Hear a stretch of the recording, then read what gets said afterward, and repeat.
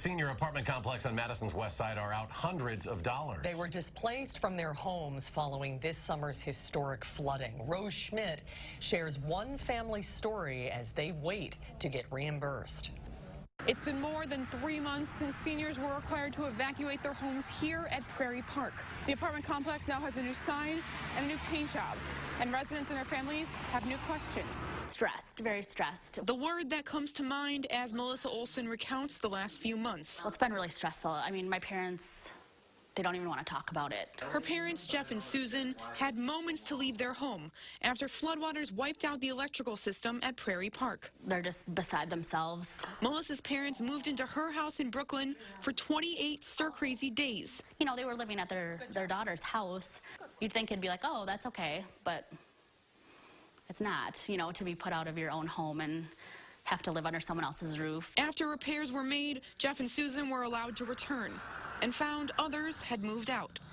When they went back, it was like a ghost town, that every day there were trucks and trucks just packing up residents' belongings because people don't want to deal with it. The apartment complex told tenants they would be reimbursed for the money they spent on hotels and other costs while they were displaced. Meanwhile, the bills have come and had to been paid. Hundreds of dollars Melissa and her husband spent in everyday living expenses for her parents. They still are told that there's no timeline on reimbursement. And that's what we were told too. Officials with the property management company say they don't have an estimate on the time it will take. If they go down to the office to try to ask questions, then they receive a letter on their door that says, hey, you can't come to the office to ask questions. So the Olsons have two requests for Prairie Park. They need to do whatever they can to push this along. Answer their questions, and remember, many of these people are disabled or on fixed income. I wish they'd treat my parents a little more respectfully.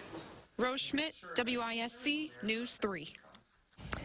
Greystone Property Management says it negotiated with the insurance company on reimbursing the residents for displacement costs for housing, and the insurance company will need to process the claims. In the meantime, Melissa's parents plan to move out of Prairie Park.